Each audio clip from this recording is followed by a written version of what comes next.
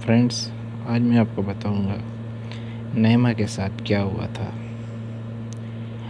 لڑکی چاہے جتنی بھی پڑھی لکھی ہو، جتنے بڑے گھر کی ہو، مڈل کلاس ہو یا بہت زیادہ غریب ہو، لیکن وہ ہوتی بے وقوفی ہے۔ آج کل کی لڑکیاں کہتی ہیں کہ ہم لوگ مردوں سے بھی آگے ہیں، لیکن پھر بھی وہ مردوں کی شکنجے میں آ جاتی ہیں۔ اگر آپ لوگ مردوں سے ایک قدم آگے ہو تو پھر ان کی چالوں میں کیسی پھنس جاتی ہو۔ کوئی پیار کے نام پہ دھوکہ دے رہا ہے، کوئی پیسے پہ، کوئی دوستی میں، ایسے مختلف واقعات ہیں۔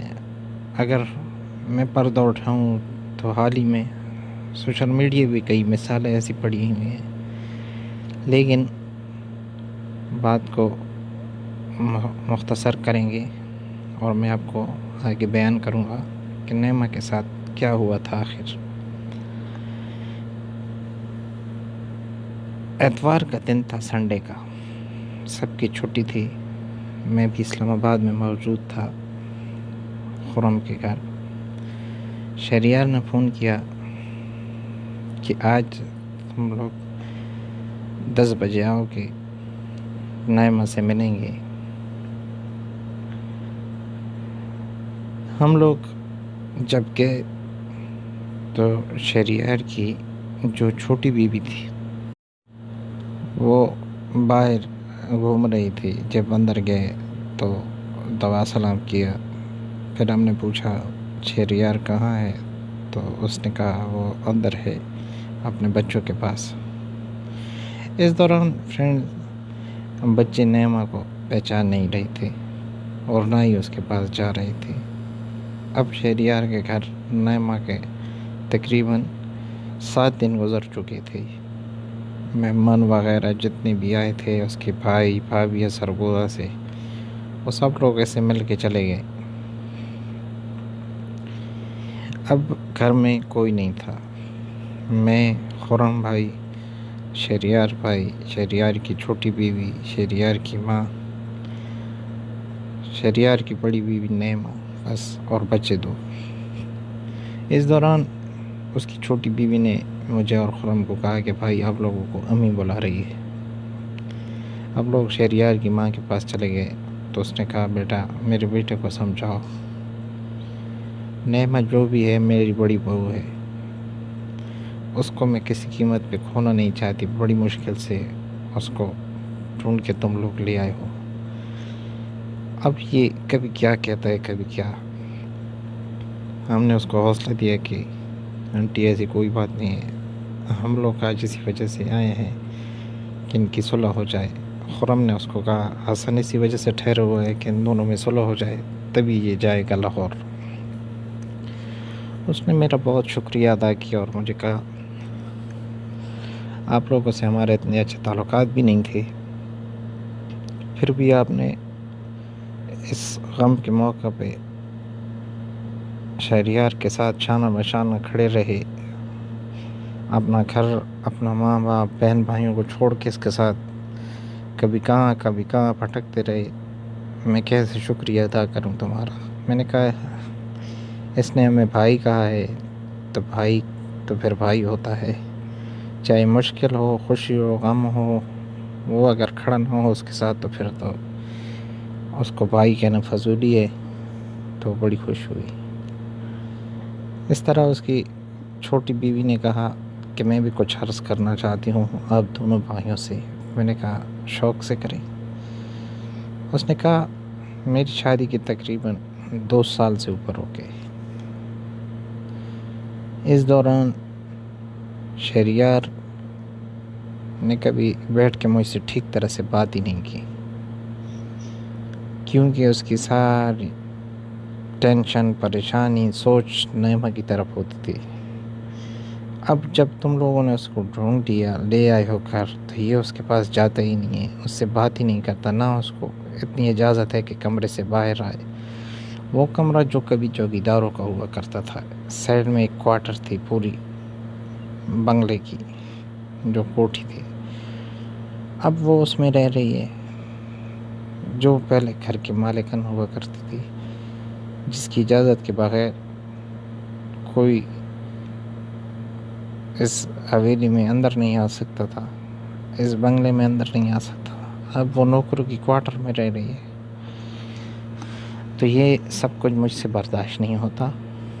لہٰذا پہلے کبھی نہ میں کوٹھیوں یا بنگلوں میں رہی ہوں۔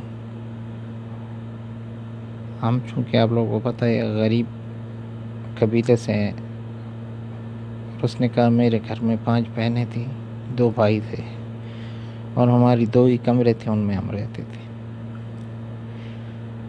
تو میں چاہتی ہوں کہ یہ میرے ساتھ بہنوں کی طرح رہے، دوبارہ اپنا گھر سنبھالے، یہاں پہ جتنے اس کے رشتہ دار آتے جاتے ہیں ان کے ساتھ ہاتھ بٹائے میرا، اور ہمیشہ کی طرح خوشحال زندگی گزاریں ہم دونوں۔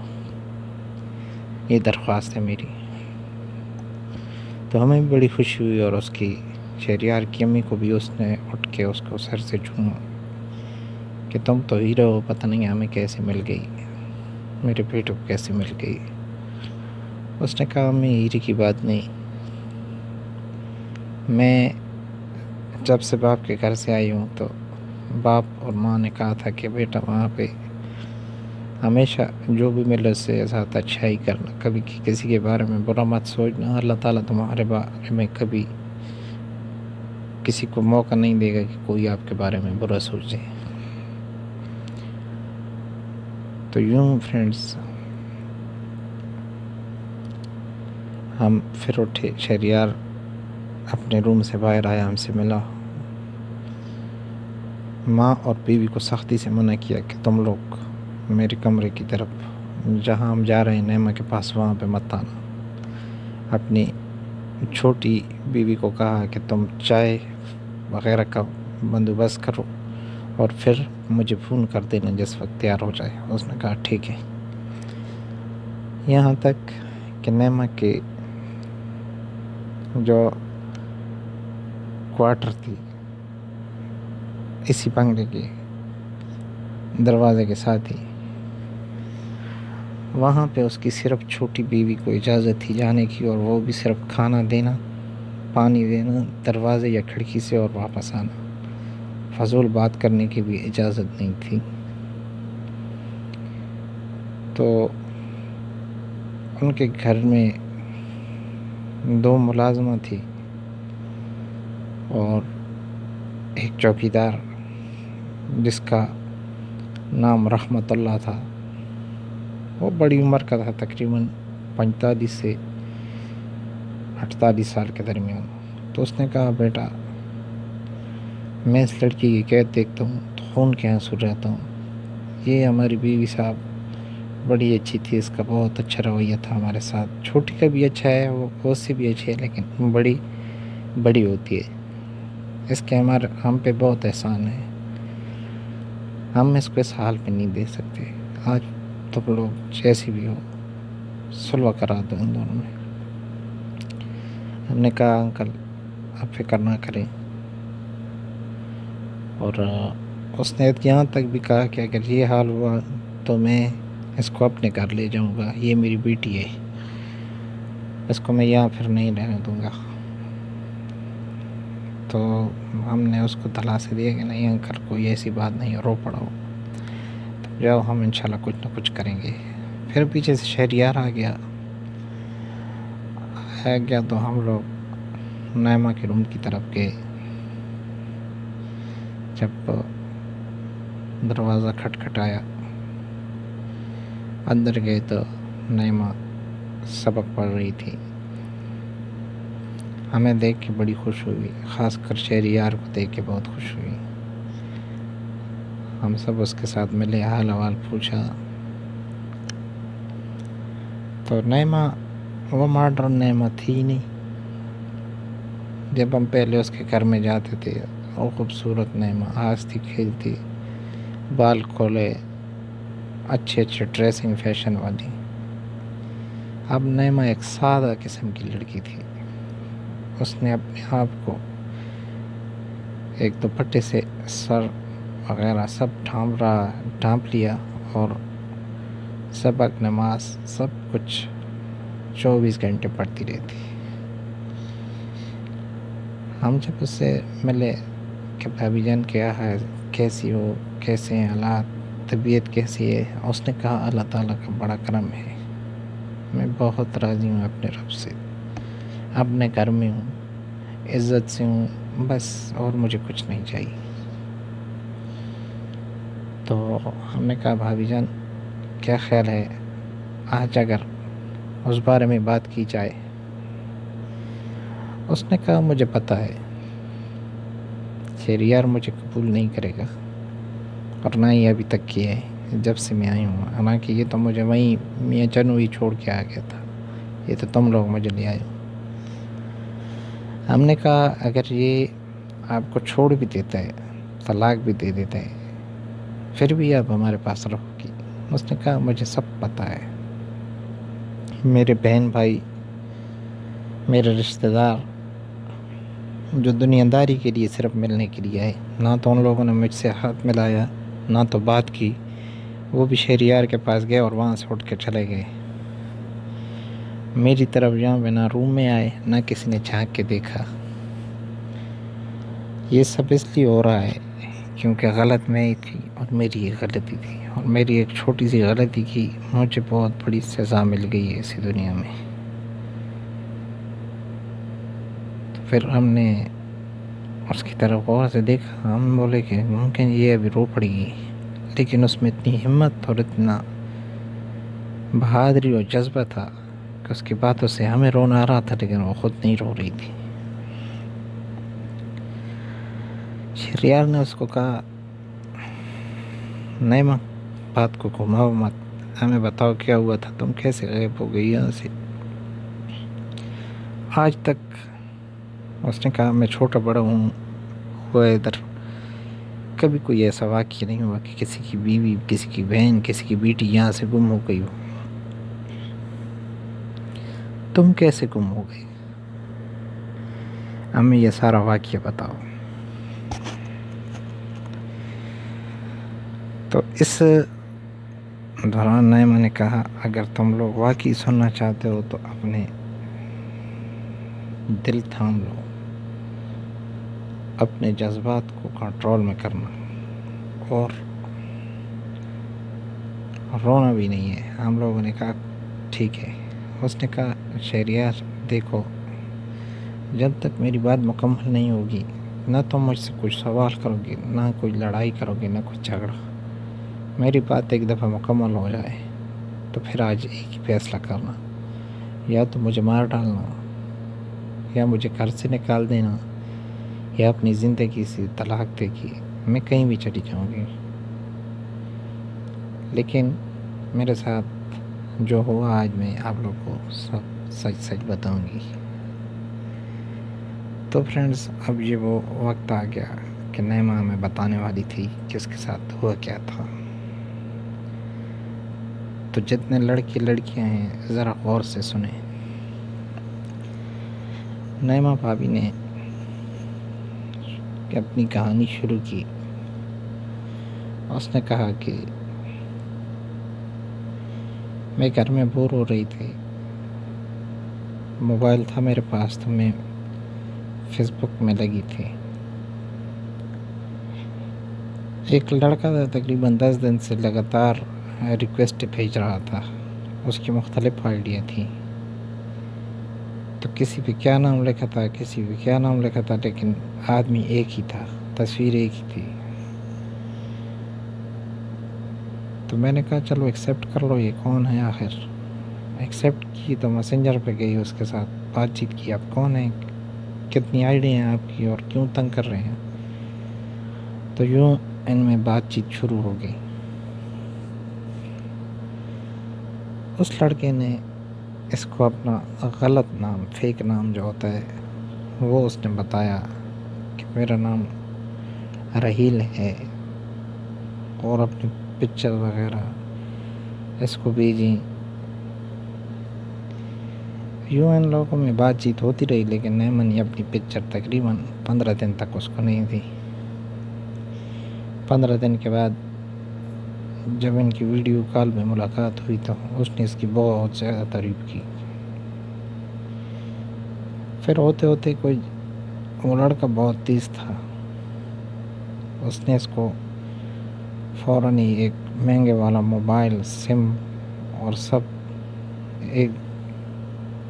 ایک بار ہی گفٹ کر دیا، اور اس کو سختی سے منع کیا کہ اپنے جو پرسنل موبائل ہے تمہارا، اس سے کبھی بھی میرا نمبر مت ڈائل کرنا، میں نہیں چاہتا کہ تمہارا گھر خراب ہو، تم شادی شدہ ہو، اس طرح۔ تو لڑکی جب فرینڈز گناہ کا کام کرتی ہے تو اس کو بہت اچھا لگتا ہے، بہت مزہ آ رہا ہوتا ہے، لیکن اس کو پتہ نہیں ہوتا کہ یہ جو گناہ کا کام میں نے شروع کر دیا اس کا انجام کیا ہوگا۔ کیونکہ میں اکثر کہتا ہوں کہ یہ لڑکی جو ہوتی ہیں پاگل ہوتی ہیں، یہ میک اپ کی دکانیں ہوتی ہیں۔ میک اپ کی دکانیں اس لیے کہہ رہا ہوں کہ ان کے دماغ میں سوچ فکر نہیں ہوتی کہ یہ میں کیا کر رہی ہوں، مجھے تو عزت کی زندگی ملی ہوئی ہے، اچھا گھر ہے، اچھا خاندان ہے، اچھا قبیلہ ہے، اچھا شوہر ہے، اچھے بیٹے ہیں اللہ پاک نے دی ہوئے ہیں، اچھی بیویوں میں ایک ایسے آدمی کی جو صرف مجھ سے پیار کرتا ہے۔ بہرحال یہ اس کی باتوں میں آ گئی۔ پھر اس نے جب موبائل وغیرہ سب کچھ اس کو دے دیا تو ہوتے ہوتے اس کو ساتھ سمجھاتی، اس کا جو پرسنل موبائل تھا اس سے اس کی آئی ڈی ختم کروا دی اس نے فیس بک کی، کہ تاکہ پیچھے کوئی ثبوت نہ رہے۔ اس کا پلان پہلے سے ہی بہت لمبا تھا۔ یوں ایک دن اس کو اس نے ملنے کی آفر کی۔ جب موبائل اس کو اس نے دیا تو اس وقت اس نے اس کو کسی سروس کے ذریعے بھجوایا، ٹی سی ایس تھی یا کوئی بھی اس طرح کی کوئی سروس تھی، جس اس نے ایڈریس بتایا تو اس نے بھیج دی اس کو۔ وہ لڑکا بھی اسلام آباد میں ہی تھا۔ یوں ہوتے ہوتے ان کی دوستی گہری ہو گئی، کسی کو کان تک خبر نہیں رہی۔ کیوں کہ نیمہ گھر میں اکیلی ہوتی تھی، ایک بوڑھی ساس ہے وہ اپنے کمرے میں ہوتی تھی، اور اس کے 2 بیٹے ہیں چھوٹے، وہ سمجھتے نہیں ہیں، تو یہ اکثر گھر میں دوسرا موبائل نکال کے بات چیت کرتی۔ تو یوں کسی کو پتہ ہی نہیں چلتا۔ یوں فرینڈز ہوتے ہوتے نیمہ اور رحیل کی دوستی بہت آگے تک جا چکی، لیکن اس دوران وہ اس کی بہت تعریفیں کرتا، اس کو بہت گفٹ بھیجتا، اور یہ اس کی چال میں پھنستی جا رہی تھی۔ ایک دن اس کو ملنے کا پتہ نہیں کیوں خیال آ گیا اس سے۔ اس کی تو بہت پرانی عادت تھی لڑکیوں کے ساتھ اس طرح کرنا، لیکن یہ تو سمجھ نہیں رہی تھی۔ تو اس نے اس کو کہا کہ ہم لوگ کل ملیں گے، اس نے انکار کیا، لیکن اس نے بہت زیادہ ضد کی اس کے ساتھ۔ لیکن یہ جتنی بھی دوستی تھی 1 مہینے کے اندر ہی تھی، 1 مہینے کے ٹائم سے اوپر نہیں تھی۔ تو جب 1 مہینہ ان کی دوستی کو ہونے والا تھا تو اس نے اس کو بہت سی قسمیں دی کہ تمہیں اعتبار نہیں ہے میری دوستی پہ، اور یہ وہ، تو یہ اس کی باتوں میں آ گئی۔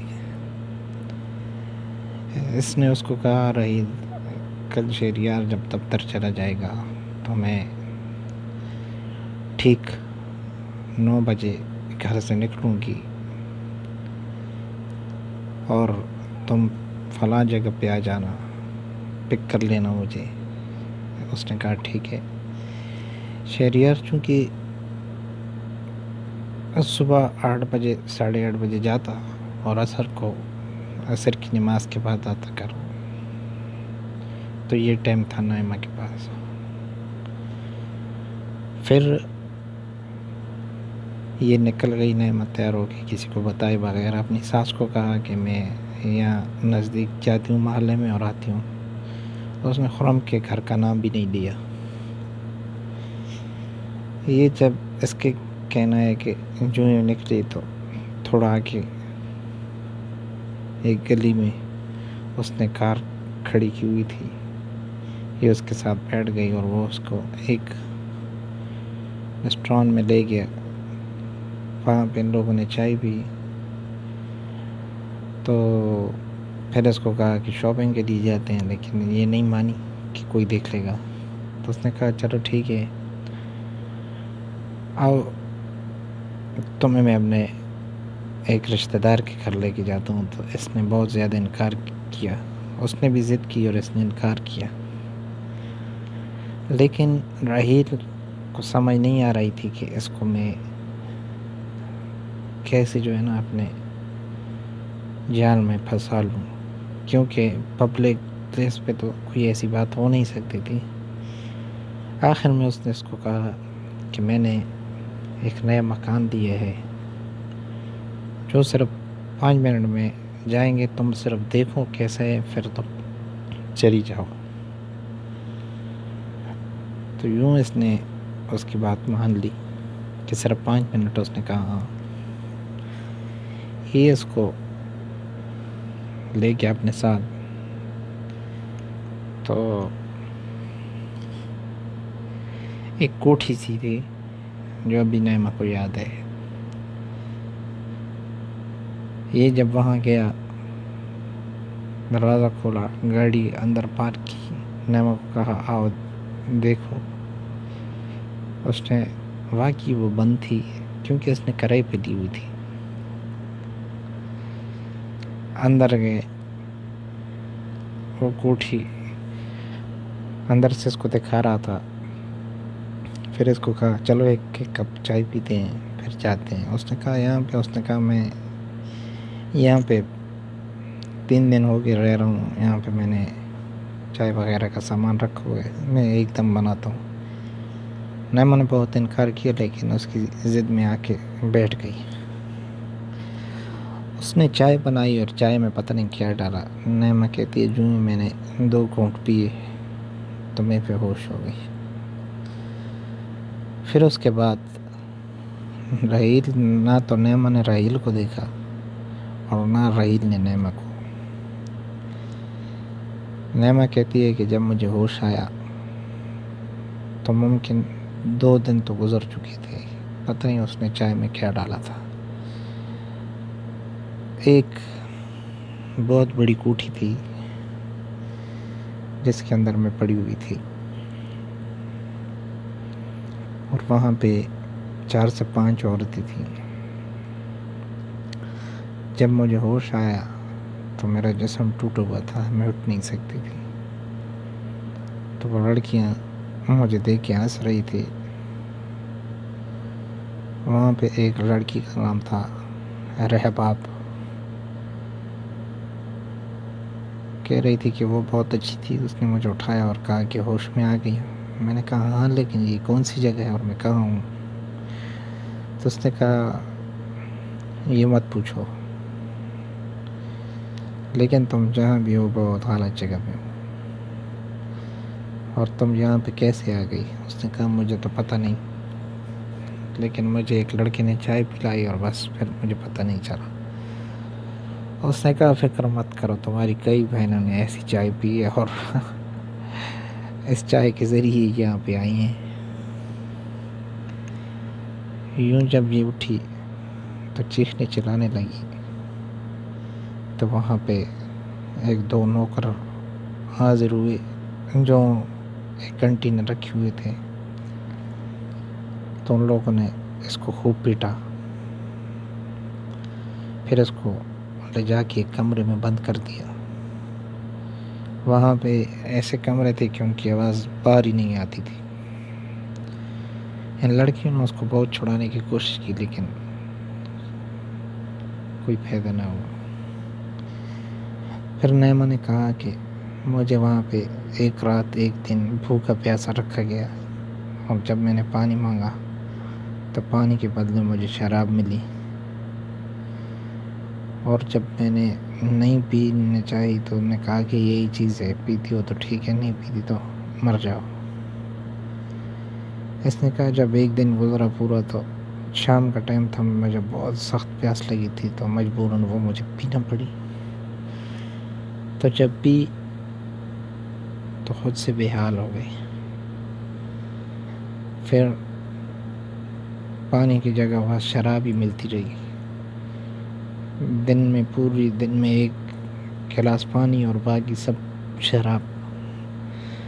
6 دن میں نے ایسے گزارے. تم 24 گھنٹے میں نشے میں ہوتے، نہ بھاگنے کے قابل نہ بیٹھنے کے قابل. تو پھر ان لڑکیوں کے 2 لڑکیوں کی ڈپٹی لگا دی کہ وہ جو ہے نا اس کو تیار کریں. تو اس کو دلہن کی طرح سجایا گیا اور ایک کمرے میں، اسی کمرے میں چھوڑ دیا گیا جو اس کے ساتھ ہی دوسرا کمرہ تھا. تو وہ بولتی ہے کہ میں سب کچھ دیکھ رہی تھی لیکن کچھ کر نہیں سکتی تھی نشے کی وجہ سے. تو ایک 45 سال کا آدمی اندر حاضر ہوا اور اس نے مجھے دیکھا اور اس آنٹی کو کہا کہ یہ چیز کہاں سے پیدا کی، یہ تو بہت اچھی ہے. اس نے کہا یہ تمہاری. تو اس نے کہا میں تمہیں منہ بولا انعام دوں گا، آج رات یہ یہیں پہ میرے ساتھ ہوگی. اس نے کہا ٹھیک ہے. تو کمرہ بند کر کے وہ آدمی اندر آ گیا اور وہ آنٹی چلی گئی. اور میں نے اس کو کہا کہ مجھے یہاں سے نکالو بچاؤ. اس نے کہا سب کچھ ہو جائے گا، آج رات گزرنے دو، میں تمہیں یہاں سے لے جاؤں گا. اور وہ پوری رات میرے ساتھ کھیلتا رہا، میرے جسم کے ساتھ، اور میں کچھ نہ کر سکی. پھر رات گزرنے کے بعد صبح ہوئی. تو صبح وہ آدمی تیار ہو کے چلا گیا اور میں سوچوں میں گم تھی کہ کیا کروں، کس کو بتاؤں. کوئی راستہ نظر نہیں آ رہا تھا. پھر اس نے کہا میں جب نہا دھو کے تیار ہوئی تو میرے لیے اچھا ناشتہ، جوس وغیرہ سب کچھ آ گیا اور وہ آنٹی بھی حاضر ہو گئی. اور اس نے کہا دیکھو بیٹا، ہم نے تمہیں پیسے دے کے لیے ہے، تمہاری سر کی قیمت 10 لاکھ روپے ہے. کل رات کو 4 لاکھ روپے مجھے مل گئے. 10 لاکھ پورے ہو جائیں گے تم چلی جانا، تم جہاں چاہو گی وہاں بھی چلی جانا. اس نے کہا میں بہت خوش ہو گئی کہ چلو یہ عورت تو بہت اچھی ہے. تو اس نے سب کچھ کھانا پینا شروع کر دیا. پھر اس نے کہا کہ مجھے شراب نہ دی جائے. اس عورت نے کہا کہ پہلے تو تم لڑائی جھگڑے کرتی تھی اس وجہ سے، جس طرح کرتا ہے تو اس کے ساتھ پھر ہم بھی اس طرح کرتے ہیں. اب تمہیں اچھی اچھی چیزیں کھانے کو ملیں گی، اچھے کپڑے پہننے کو ملیں گے، بس تم ہماری بات مانو، ہم تمہاری مانیں گے. اس نے کہا ٹھیک ہے، لیکن 10 لاکھ روپے جو ہی پوری ہو جائیں گے تو میں پھر جاؤں گی. اس نے کہا ٹھیک ہے. اس نے کہا کہ ہم جس جگہ پہ تھے، جو لڑکیاں تھیں، میں ان کے ساتھ ملی، گپ شپ لگائی. تو جب میں نے ان کو یہ بات بتائی تو وہ سب مجھ پہ ہنسنے لگی. تو ہر ایک نے کہا کہ کوئی یہاں سے گاؤں سے آیا ہوا ہے، کوئی شہر سے، کسی کو اپنے عاشق نے یہاں پہ لا کے چھوڑ دیا، کسی نے اپنے خریدار سے پیار کیا اور وہ وہاں سے لے کے یہاں پہ چھوڑ گیا. تو اسے کہا تمہارے ساتھ کیا ہوا؟ اس نے کہا مجھے ایک فیس بک پہ فرینڈ ملا جو مجھے وہاں سے اٹھا کے یہاں پہ لے آیا. تو وہ سب بہت ہنسی. اس نے کہا تمہارا قصہ تو کوئی بہت ہی عجیب ہے، تمہاری کہانی میں ٹوسٹ ہے. اس نے کہا مجھے آنٹی نے کہا کہ 10 لاکھ روپے پورے ہو جائیں تو پھر تم چلی جانا. تو وہ سب بہت ہنسنے لگے. اس نے کہا یہ اس کا بہت پرانا فارمولہ ہے، جب ہم آئے تھے تو اس نے یہی کہا تھا. لیکن نیما نے ان لوگوں کی بات پہ یقین نہیں کیا. نیما نے کہا شاید وہ ایسے جل رہی ہیں. لیکن چونکہ جو لڑکی پہلے نیما سے ملی تھی تو وہ اس کو اکثر کہا کرتی تھی کہ نیما تم بہت کم عقل ہو. اپنا ہنستا کھیلتا گھر چھوڑ کے ایک اجنبی کے پیچھے نکل آئی اور اس نے تمہارے ساتھ کیا کیا؟ انجان لوگوں کو اپنا ہاتھ دو گی تو تمہارے ساتھ یہ حال ہوگا۔ تو نیما نے کہا کہ اب تو غلطی ہو گئی، اب کیا کروں؟ اس نے کہا ویڈیو کے سامنے روزانہ رات کو تیار ہو کے تمہیں پھینک دیں گے اور وہ پوری رات تمہیں نوچیں گے۔ تو نیما ہر رات خوشی سے تیار ہو کے کسی نہ کسی بھیڑیے کے سامنے پھینک دی جاتی۔ کیوں کہ نیما کے اپنے دل میں بھی یہ خیال تھا کہ پیسے پورے ہو جائیں گے تو میں شاید آزاد ہو جاؤں۔ لیکن 1 سال گزر گیا اور آنٹی سے حساب پوچھتی تو آنٹی کبھی بولتی 7 لاکھ، کبھی بولتی 8 لاکھ، کبھی بولتی وہ آدمی رات کو مطمئن نہیں تھا، خوش نہیں گیا، اس نے پیسے نہیں دیے۔ یوں ہوتے ہوتے جب ایک دن 1 سال کے بعد عید کے دن تھے تو نیما نے ضد ڈال دی کہ اب میں نہیں کروں گی یہ کام۔ تو پھر آنٹی نے کہا چلو 1 لاکھ معاف کرتی ہوں، 9 لاکھ ہو گیا اور 1 لاکھ بس پورا کرو اس عید میں اور پھر چلی جاؤ۔ نیما کو پتہ نہیں تھا کہ وہ آنٹی اس کے ساتھ کیا کرنے والی تھی، کیونکہ اس کے تو کسٹمر تھے عید کے۔ تو نیما کو ہر رات تیار کر کے ایک نہ ایک کے سامنے بھیج دیتی اور خوب پیسے لے دیتی اس سے۔ اس دوران ایک آدمی کا فون نیما کے ہاتھ لگا تھا، جو آپ لوگ کو پیچھے میں بتا چکا تھا کہ 2-3 دفعہ نیما نے ہمیں 5-6 مہینوں میں رابطہ کیا اس طرح۔ لیکن وہ بیچاری کے جس وقت بھی فون ہاتھ میں لگتا تو وہ کبھی اس حال میں نہیں ہوتی تھی کہ بات کر سکے، اور کبھی وہ آدمی اس کو جو اس کے پاس ہوتے تھے بات کرنے نہیں دیتے تھے۔ یوں فرینڈز، نیما نے کہا کہ جو ہی وہ عید کے دن گزر کے تو ان لوگوں نے مجھے بند کر دیا اور مجھ پہ خوب تشدد کیا، اور اس آنٹی نے کہا کہ تم گھر جانا چاہتی ہو؟ جیسے کہا کہ سنو، اس 1 سال میں تمہارے سر سے میں نے تقریباً 50 لاکھ روپے سے اوپر کما لیے، اور اب تمہیں میں بیچ رہی ہوں کسی پہ جو تمہیں لے کے جا رہا ہے یہاں سے۔ چونکہ ان کے بہت سے کنٹیکٹس ہوتے ہیں پورے دنیا میں، پاکستان میں، باہر ملکوں میں۔ تو نیما بہت ڈر گئی، بہت روئی۔ لیکن اس دوران ایک ڈاکٹر حاضر ہوا اور وہ 2 نوکر جو تھے آنٹی کے، انہوں نے نیما کو باندھ لیا ایک بیڈ پہ۔ ڈاکٹر آیا، پہلے تو اس کو حوث کا نشانہ بنایا، اس کے ساتھ خوب رنگ رلیاں منائیں، پھر اس کے بعد اس کو بے ہوشی کا ٹیکہ لگا دیا۔ اس کے بعد نیما کو جب ہوش آیا تو پہلے تو وہ اس کی یہ امید تھی کہ اسلام آباد میں ہوں، یہاں سے کس طریقے سے بھاگ جاؤں گی، خود کو چھڑا لوں گی، گھر میں ادھر ہی ہے نزدیک میں۔ لیکن جب وہاں سے اس کی جب اسلام آباد سے آنکھ بند ہوئی تو اس کی آنکھ سیدھا کراچی میں کھلی۔ یہ یہاں تک کیسے پہنچی اس کو پتہ ہی نہیں، کون لایا، کیسے پہنچی، کچھ پتہ نہیں۔ لیکن جب اس کو 2 دن بعد ہوش آیا تو یہ ایک اسپتال میں تھے، جہاں ایک لڑکی اس کے ساتھ کھڑی تھی۔ تو یہ اس لڑکی سے پوچھ رہی تھی کہ یہ کون سی جگہ ہے؟ اس نے کہا اسلام آباد ہے۔ اس نے اس کو جھوٹ بولا۔ تو یہ ایک دم اٹھی اور اس نے کہا کہ مجھے فون دو، میں گھر میں بات کرنا چاہتی ہوں۔ یہ اس نے کہا ڈاکٹر نے تمہیں منع کیا ہوا ہے،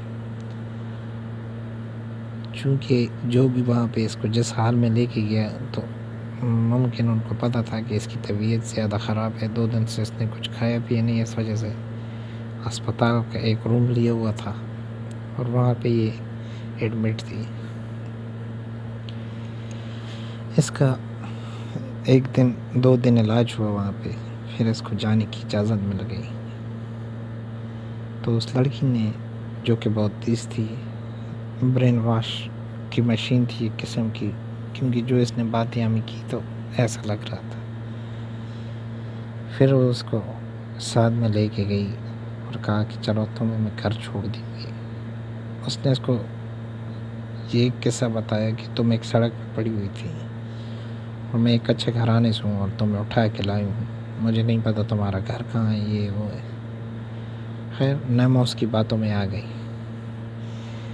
نیما بولتی ہے کہ جب باہر نکلو تو ایک پراڈو ہمارے لیے کھڑی تھی، تو جب میں نے پراڈو دیکھی اس نے کہا کہ یہ ہماری گاڑی ہے، تو میں سمجھ گئی کہ یہ تو کچھ بہت بھلے لوگ ہیں، اچھی فیملی سے ہیں، یہ لڑکی بہت اچھی ہے، کچھ ڈاکٹر وغیرہ ہوگی جس نے میرے ساتھ اتنی بڑی نیکی کی، مجھے سڑک سے اٹھا کے لائی اور یہاں اسپتال میں اتنے دن رکھا، 2-3 دن، اور ابھی ساتھ لے کے جا رہی ہے۔ یہ بھی اس کے ساتھ خوشی خوشی بیٹھ کے چلی گئی۔ لیکن گاڑی جو ہی سڑکوں پہ جو بڑی سڑکیں ہیں وہاں سے گزر ہوا تو اس نے دیکھا، تو اس نے کہا یہ تو اسلام آباد بھی نہیں ہے، پنڈی بھی نہیں ہے، کیونکہ یہ تو جانتی تھی۔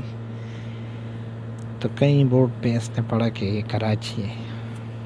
تو نیما نے اس سے سوال کیا کہ یہ کون سی جگہ ہے؟ اس نے کہا کہ تم کون سی جگہ بھی تھی؟ اس نے کہا اسلام آباد میں۔ اس نے کہا یہ وہی ہیں؟ اس نے کہا یہ تو سب کراچی لکھو۔ تو اس نے کہا تمہاری طبیعت شاید ٹھیک نہیں ہے، تم سو جاؤ۔ نیما نے کہا میں نے بھی یہی سمجھا، ممکن میری طبیعت ٹھیک نہیں ہے، کچھ گڑبڑ ہے۔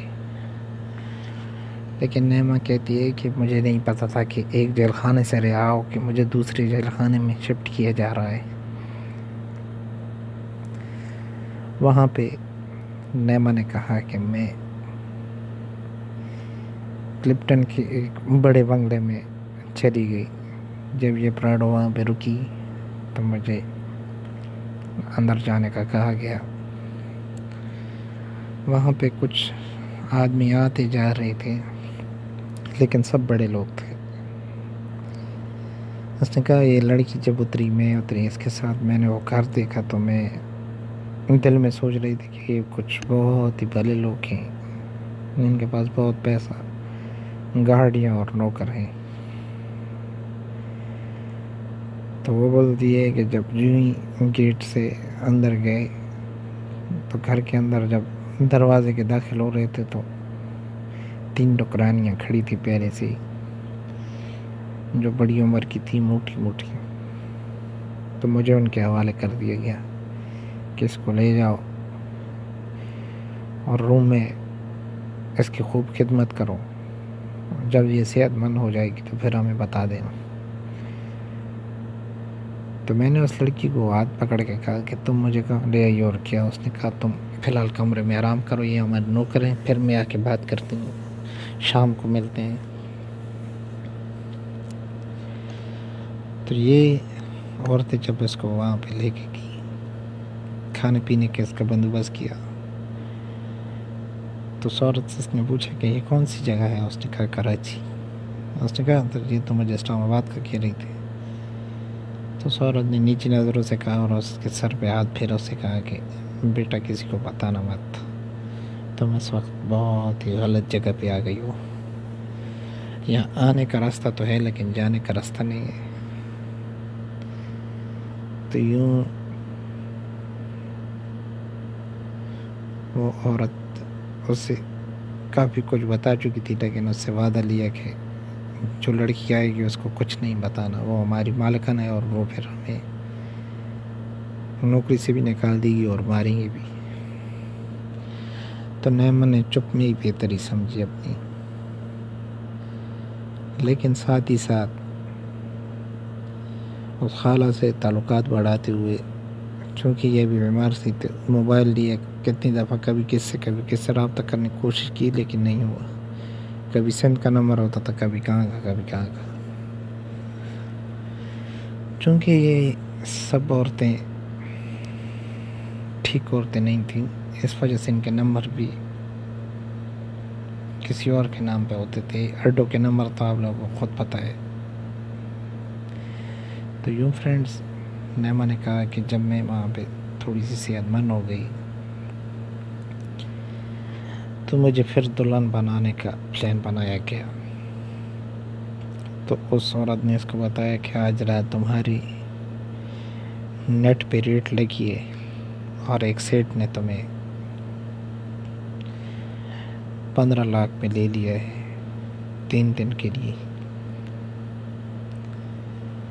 तो इसने कहा अब ये होगा कि तुम्हें दुल्हन बना के उसके घर भेज दिया जाएगा और तुम 3 दिन वहाँ पे उसकी निगरानी में रहोगी।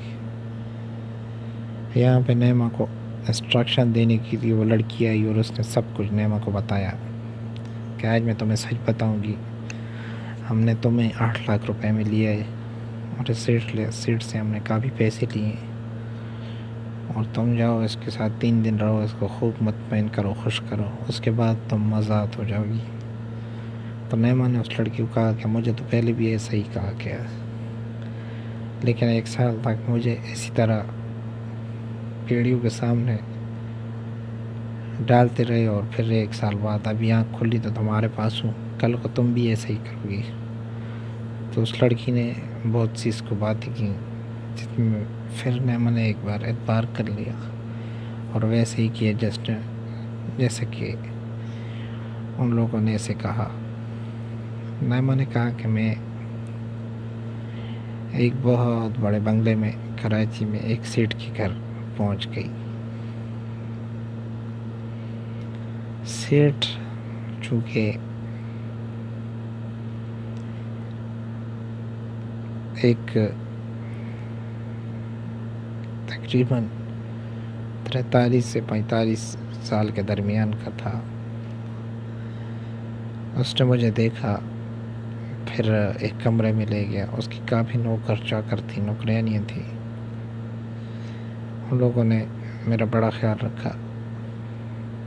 तो इस दौरान सेठ जो था वहाँ कराची वाला, उसने खूब नैमा के साथ प्यार किया, इसके जिस्म के साथ खेला,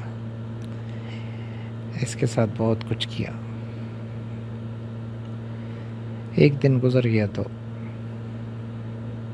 सेठ का बेटा हाजिर हो गया।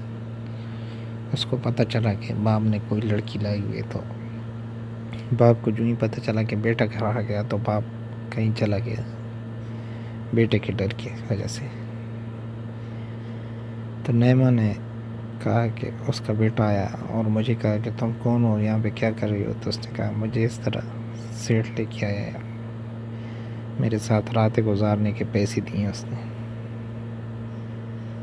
क्योंकि सेठ की बेटा अचानक से कहीं से आया था बाहर से, तो उसका बाप तो चला गया, लेकिन उसका बेटा नैमा के साथ वही कुछ करने लगा जो उसका बाप करता था। एक रात को तो उसने ऐसे ही किया, दूसरी रात को उसने अपने चंद दोस्तों को भी बुला लिया, जो कि 4-5 दोस्त थे उसके, वो भी आ गए। और नैमा ने कहा कि वो रात मेरे लिए क़यामत की रात थी।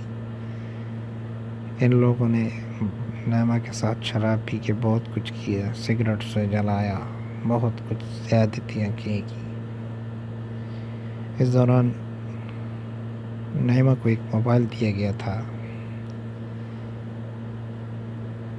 जिस पे नैमा को उस लड़की ने बताया था कि कभी भी अगर तुम पे कोई मुश्किल हो या वो लोग बहुत ज़्यादती करें तो फिर तुम हमें, इसका एक बटन है वो दबा दो। उसमें सिम वगैरह नहीं थी, पता नहीं वो क्या सिस्टम था, तो हमें पता चल जाएगा, हम लोग फ़ौरन तुम तक पहुंच जाएंगे। नैमा ने कहा जब वो लड़के मुझे बहुत ज़्यादा तंग करने लगे, रात के 2 बज रहे थे, तो इसको ख्याल आया उसी मोबाइल का, तो इसने वो मोबाइल लिया किस तरीके से और वो बटन दबा दिया। वो बटन दबाती ही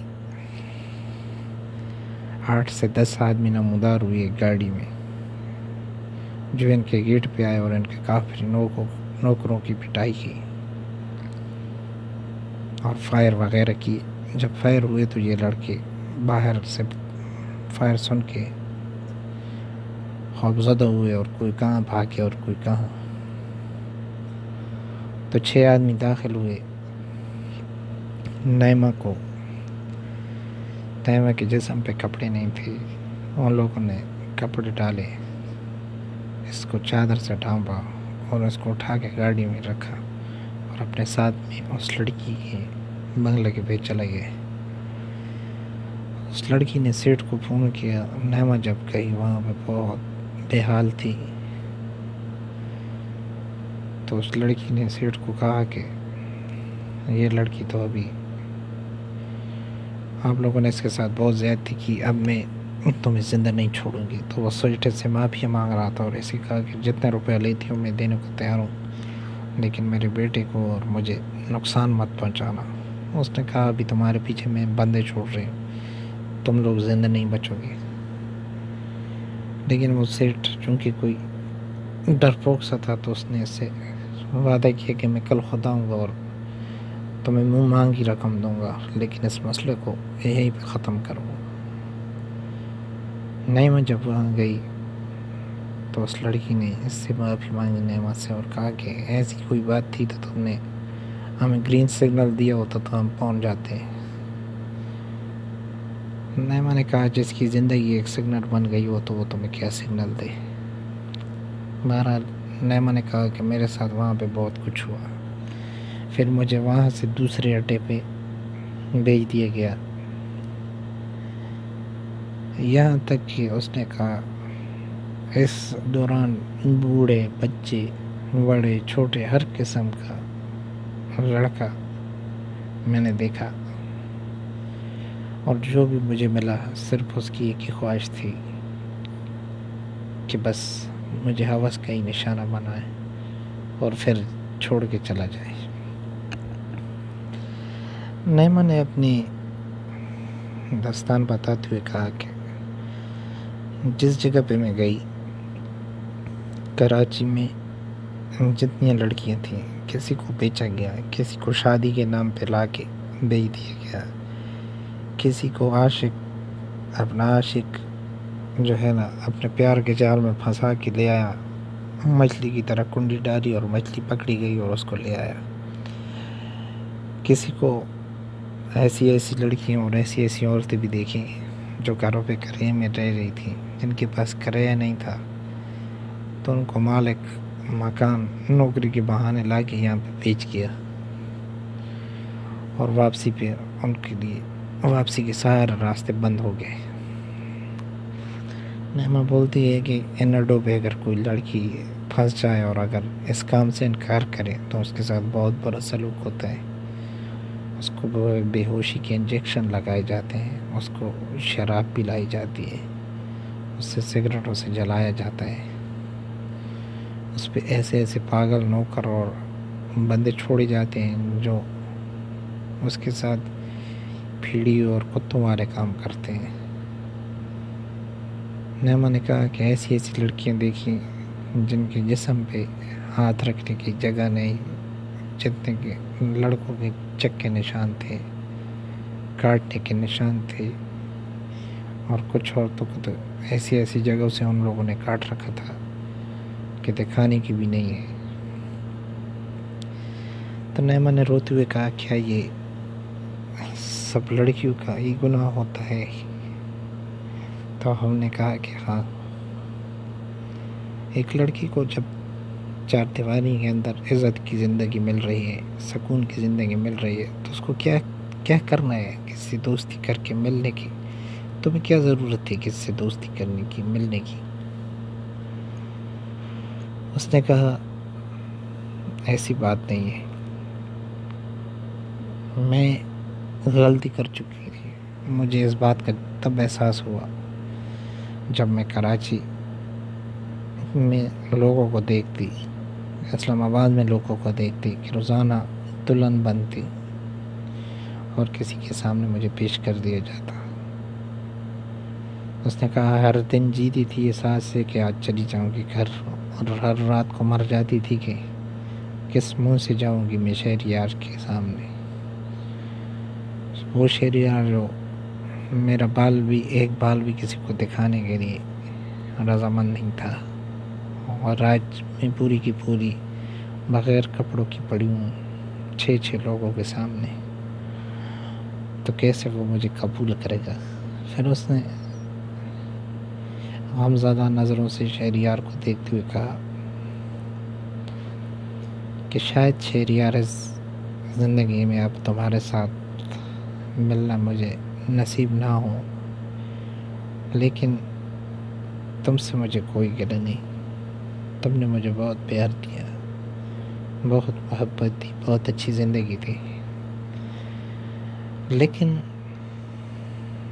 اب میں تمہارے قابل نہیں ہوں، کیونکہ میں نے خود کو اور اپنے جسم کو اور اپنی روح کو ایسی سزا دی ہے، غلطی کی، جس کا کفارہ اس دنیا میں نہیں ہو سکتا. اس نے کہا مجھ سے غلطی ہوئی، لیکن مجھے سزا بہت بڑی ملی 6 سالوں میں، 5.5 سالوں میں. جب بھی مجھے گھر کی یاد آتی، اپنے بیٹوں کی یاد آتی، تو میں رو رو کے، چیخ چیخ کے اپنا سر پھاڑ دیتی. لیکن ہوتا کیا، اس کے بدلے میں پھر مجھے کوڑے کھانے پڑتے، بیلٹ کھانے پڑتے، ڈنڈے کھانے پڑتے، شراب پینی پڑتی، انجیکشن نشے کے لگائے جاتے. تو اس نے کہا میرے ساتھ بہت برا سلوک ہوتا کراچی میں. پھر اس نے کہا کہ کراچی میں یہ سب تو میرے ساتھ ہوتا ہی رہا، لیکن ایک کرسچن نے جب مجھے لیا تو اس نے ملتان میں جب مجھے بیچا تو وہ ایک آدمی ہجڑا تھا جس کے پاس میں جا پہنچی. وہ آدمی ہجڑا تھا، لیکن اس کے پاس جتنی لڑکیاں بھی تھی اس نے سب کو چھوٹ دے رکھی تھی کہ جو کچھ کرتا ہے کرے، لیکن مجھے بس پیسے کما کے دے. تو ہم نے کہا جب تم اس کے پاس چلی گئی تو پھر تو تمہارے پاس موبائل بھی تھا، اس نے تو سب چھوٹ دے دی. اس نے کہا تب تک بہت دیر ہو گئی تھی، 3 سال گزر چکے تھے اس طرح. اور میں نے کہا اب 3 سالوں بعد تم لوگوں میں فون کروں گی اور کہوں گی کہ میں فلاں جگہ پہ ہوں، تو شہریار مجھے کیا پتہ لینے آئے گا نہیں آئے گا. پھر بس واپسی کی آس ہی میں نے چھوڑ دی، واپسی کی دروازے ہی میں نے اپنے لیے بند کر دی کہ اب مجھے نہیں جانا چاہیے گھر. تو وہ جو خسرا تھا، ہجڑا تھا، اس نے مجھے کئی دفعہ موبائل کو دیکھتے دیکھتے رات پوری گزر گئی، لیکن میں موبائل کو دیکھتی رہتی کہ کیا کروں، نمبر ملاؤں کہ نہ ملاؤں، ملاؤں کہ نہ ملاؤں. کبھی ملاتی، کال جانے سے پہلے ہی کاٹ دیتی. تو ہم نے سے کہا کہ کئی ایسی نمبرز پہ سے کالیں ہمیں موصول ہوئی تھی، لیکن پھر یہ پتہ کرتے تھے تو کوئی کہاں کا ہوتا تھا، کوئی کہاں نہیں. ہم نے کہا 2 دفعہ تو شہریار بھائی اور ہم نے پیچھا بھی کیا، لیکن اس نے کہا اسٹارٹنگ میں وہ تھا. اسٹارٹنگ میں پہلے سال میں نے 2 سال بہت کوشش کی تم لوگوں سے کنٹیکٹ کرنے کی، لیکن تیسرے سال کے بعد بس میں نے یہ واپسی کا دروازہ خود ہی بند کر دیا کہ اب مجھے نہیں جانا چاہیے. مجھے ضمیر اور اپنی روح ملامت کر رہے تھے کہ اب کس منہ سے گھر میں جاؤ گی. تو اس نے کہا کہ وہ خسرا مجھ سے بول رہا تھا کہ بہن کیا بات ہے. اس نے کہا میرے ساتھ یہ واقعہ ہوا اور میں یہاں تک اس طرح اس کو میں نے ساری باتیں کہی اور آج تمہارے پاس ہوں، اب میں کیا کروں. اس خسرے نے اس کو کہا کہ دیکھو میری طرف سے تم آزاد ہو، تم اگر گھر جانا چاہتی ہو تو گھر بھی چلی جاؤ. میں نے تمہارے سر سے جو پیسے دیے تھے وہ کب کے پورے ہو چکے ہیں. اب تم جانا چاہتی ہو یا نہیں جانا چاہتی وہ تمہاری مرضی ہے، لیکن میں تمہیں ایک نصیحت کروں گا کہ ایسی لڑکیوں کو معاشرہ قبول نہیں کرتا، گھر والے قبول نہیں کرتے. اور تم اگر جاؤ گی تو ممکن تمہارے ساتھ کوئی غلط ہو جائے، تمہیں کوئی مار ڈالے، بھائی، شوہر وغیرہ. تو اب تو ان کا دل تسلی ہے کہ وہ گم گئی ہے، لیکن پھر جب تمہیں مار ڈالیں گے تو لوگوں کے لیے اور بھی سوال اٹھانا اور ان کے جواب دینا مشکل ہو جائیں گی. لوگ جب سوال اٹھائیں گے کہ کیوں یہ واپس آئی اور کیوں تم لوگوں نے اس کو مار ڈالا، تو کہتی ہے کہ اس خسرے نے مجھے سمجھایا کہ ایک دفعہ تو تم ان کی عزت تار تار کر چکی ہو، اب دوبارہ جا کے ان کو اور بے عزت اور شرمندہ اور لوگوں کے لیے نظروں میں مت گراؤ. اب جس حال میں ہو اس کو برداشت کرو جب تک زندہ ہو. واپسی جانے کا راستہ خود پہ بند کر لو. ہماری طرف سے تم پہ کوئی پابندی نہیں، خود سوچ لو. کل کو تمہارے جو بیٹے ہیں، تم کہہ رہی ہو میرے 2 بیٹے ہیں، وہ جب بڑے ہو جائیں گے تو ان سے لوگ سوال پوچھیں گے کہ تمہاری ماں تو 3 سال غائب تھی، کہاں تھی، کس کے ساتھ تھی؟ تو ان کے پاس کیا جواب ہوگا؟ وہ جب بڑے ہو کے تم سے پوچھیں گے کہ تم 3 سال کہاں تھی، تو تمہارے پاس کیا جواب ہوگا؟ تو اس نے کہا وہاں پہ میں نے واپسی کے دروازے اٹٹ فیصلہ کر لیا کہ بند کر دوں گی اور کبھی بھی واپس گھر نہیں جاؤں گی شہریار کے پاس. اس نے کہا پھر وہاں سے مجھے مختلف علاقوں میں لے کے جایا گیا، کہیں پہ کہاں پہ، کہیں شادیوں پہ رات کو لے کے جاتی اور ایک رات میں 5-5 10-10 لوگ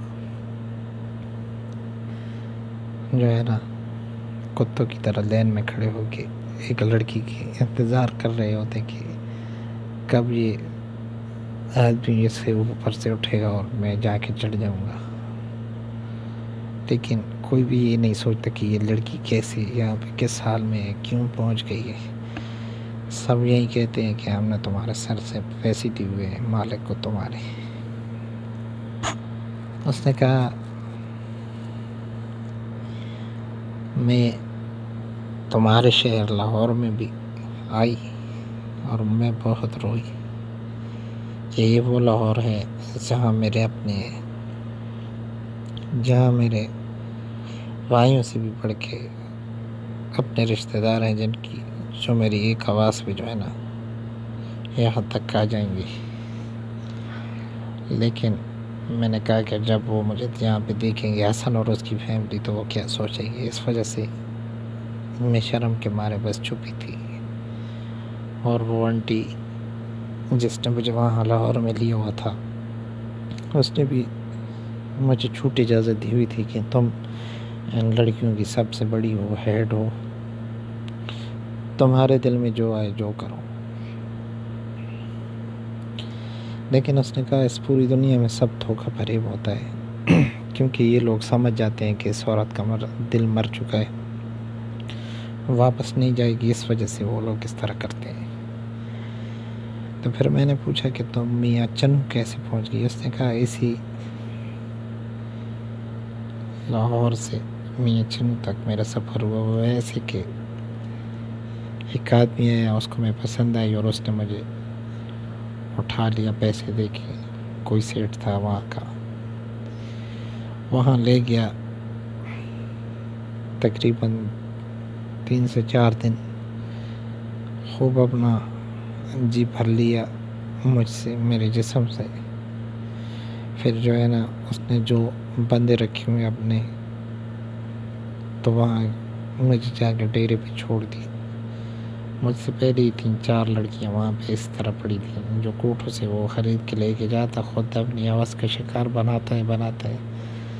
جب ان سے جو ہے نا اس کے دل کی آرزو محبت پیار ختم ہو جاتا ہے تو پھر وہ اپنے جو اس کے مفرور ہیں، جو اس کے لیے سر عام قتل کرتے ہیں، جن لوگوں کو اس نے رکھا ہوا ہے، تو پھر ہمیں جا کے اس ڈیرے پہ چھوڑ آتے ہیں ان کے لیے.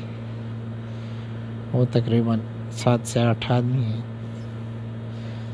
اور کوئی دن ایسا نہیں ہوتا کہ وہ کسی عورت کے ساتھ زیادتی نہ کرے. اور اس طرف کوئی پرندہ بھی پر نہیں مار سکتا ان لوگوں کی اجازت کے بغیر. تم لوگ وہیں سے مجھے واپس لے کے آئے ہو پیسے دے کے. تو اب ہم سب یہ ساری باتیں، اس میں فرینڈز کچھ ایسی باتیں ہیں جو میں آپ لوگوں کو بتا بھی نہیں سکتا، اس وجہ سے میں نے بات شارٹ کی. اس کے بعد شہریار نے یہ فیصلہ کیا کہ یہ یہیں پہ رہے گی اسی کوارٹر میں اور اسی طرح، اگر رہنا چاہتی ہے تو، ورنہ طلاق چاہتی ہے یا کچھ بھی تو وہ اس کی مرضی ہے۔ لیکن شہریار نے اس کو ریکویسٹ کی کہ اب مہربانی کر کے گھر مت چھوڑنا یا لوگوں کے سامنے مجھے اور مت ذلیل کرنا۔ اس نے کہا چلو ٹھیک ہے میں ایسے ہی کروں گی۔ لیکن اس میں کچھ 6 ماہ گزر گئے۔ تو فرینڈس ایک دن کچھ ہوا یوں کہ شہریار اور اس کی گھر والی کی جو تھوڑی سی لڑائی ہو گئی، کیونکہ وہ نعمہ کے حق میں تھی۔ اس نے کہا یہ سلوک اس کے ساتھ میں نہیں دیکھ سکتی، تو شہریار نے اس کو گھر سے نکال دیا۔ نعمہ چونکہ بہت دکھی تھی یہ سب دیکھ کے، تو نعمہ کے دل میں پتہ نہیں کیا آیا۔ نعمہ نے اپنا سامان لیا اور وہاں سے اپنے گھر سے سب کچھ چھوڑ کے غائب ہو گئی۔ لیکن جاتے جاتے خرم کو ایک فون کیا کہ خرم بھائی اب مجھے مت ڈھونڈنا۔ خرم نے اس کو بہت روکنے کی کوشش کی، لیکن اس نے کہا کہ مجھ سے تم لوگ کو جب بھی ملنا ہوگا تبلیغ کے مرکز میں آپ ملیں گے، میں وہاں جا رہا ہوں اپنی زندگی وقف کرنے کے لیے۔ تو وہ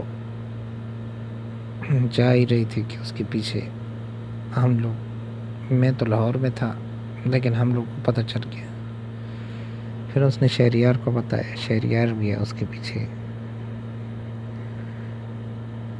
اس طرح ہم لوگوں نے اس کو ایک جگہ پہ پکڑ دیا۔ شہریار اس کو واپس لے کے آیا گھر۔ شہریار نے کہا اب تو ہم میں کچھ نہیں ہے، لیکن کیا تم پھر مجھے ویسے ہی چھوڑ کے جاؤ گی؟ پھر میں تمہارے لیے در در بھٹکوں گا۔ اس نے کہا تم لوگ کی مشکلیں میری وجہ سے بڑھ رہی ہیں دن بدن، میں یہ نہیں چاہتی کہ اس گھر میں لڑائی فساد ہو میری وجہ سے۔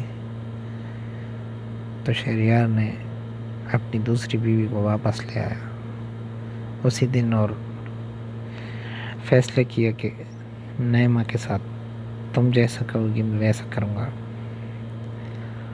لیکن اس کی قریب جانے کی ہمت مجھ میں اب نہیں ہوتی، کوئی کینسی آتی ہے اس سے مجھے۔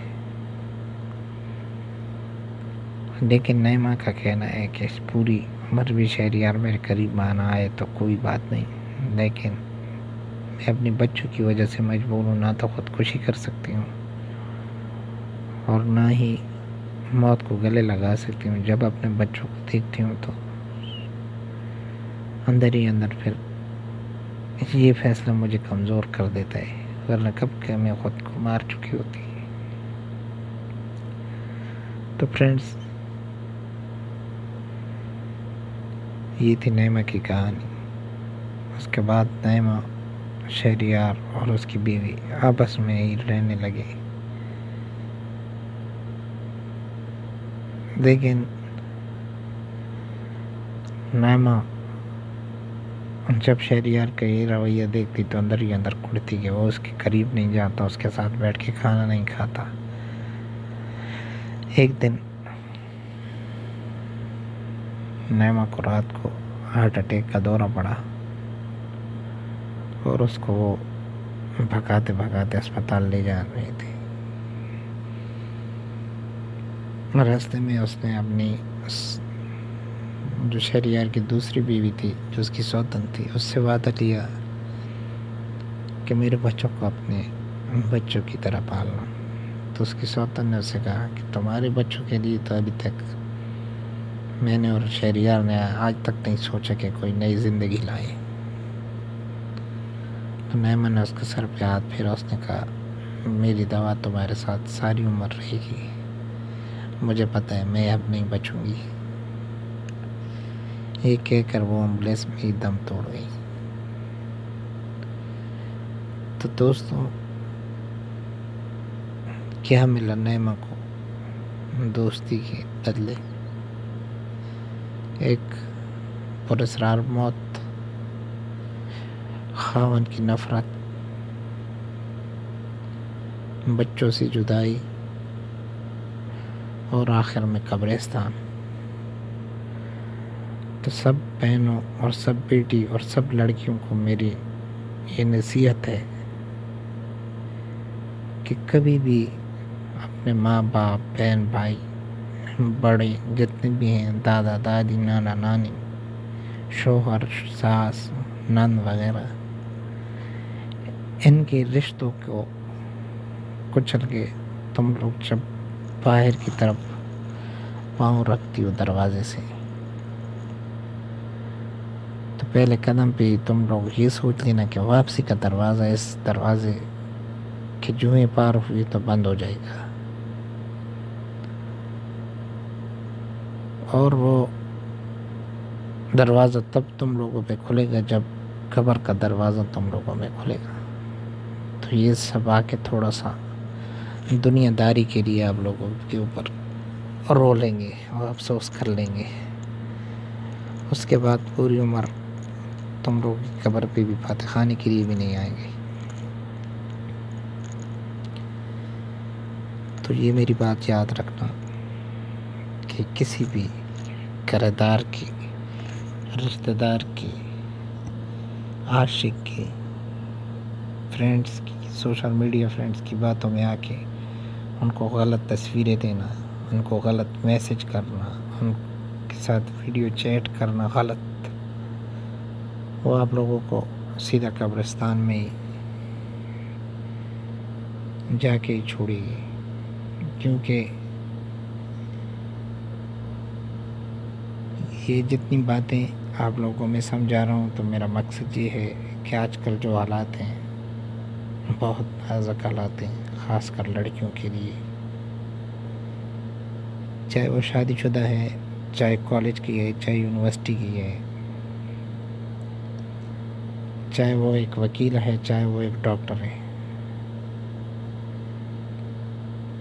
سب کے لیے کہ تم لوگ کوئی بھی برا کام کرتے ہو تو تم لوگ کہو گے کہ مجھے کچھ دے، کوئی آدمی کوئی بندے کی ذات نہیں دیکھ رہی، لیکن وہی گناہ آپ لوگ کے سامنے اس طرح آ جائے گا کہ آپ لوگ کو اپنا گھر بار سب چھوڑ کے جا کے کوٹھے پہ بیٹھ جانا پڑے گا، اور کوٹھے پہ پھر جا کے کس کا دل ہے کہ بیٹھ جاؤں، لیکن مجبوری سے اس کو بیٹھنا پڑتا ہے، اور اس کے ساتھ کیا ہوتا ہے یہ میں آپ لوگ کو بتا چکا ہوں کہ جو عورت زندگی میں ایک دفعہ دلہن بنتی ہے وہ پھر روزانہ دلہن بنتی ہے،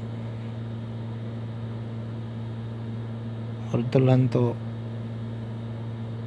لوگ عزت سے بناتے ہیں، لیکن وہاں کی جو دلہن ہوتی ہے تو اس کو سگریٹوں سے جلایا جاتا ہے، اس پہ کوڑوں کی برسات ہوتی ہے، اس کو ڈنڈوں سے پیٹا جاتا ہے، اس کو پانی کی جگہ شراب پلائی جاتی ہے، اس کے جسم پہ غیر مرد جو ہے نا پیشاب کرتے ہیں۔ تو یہ سب باتیں ہیں فرینڈس، اس کو اپنے جسم سے ہی پھر کہنا آ جائے گی کہ میں اس سے اچھا تو میری لیے موت ہے۔ تو نعمہ باجی ہماری ایک اچھی عورت تھی، اچھی، بہت خوبصورت، جیسے 14ویں کا چاند، لیکن آج وہ 14ویں کا چاند ایک قبرستان میں پڑا ہے، اور اس کی قبر کے اوپر اتنا خاص ہے کہ اس کی قبر دکھائی ہی نہیں دیتی۔ یہ سب اس کی ایک چھوٹی سی غلطی کی وجہ ہے، اور آج بھی وہ اپنے ہسبینڈ اور بچوں کے ساتھ خوشحال زندگی گزار رہی ہوتی۔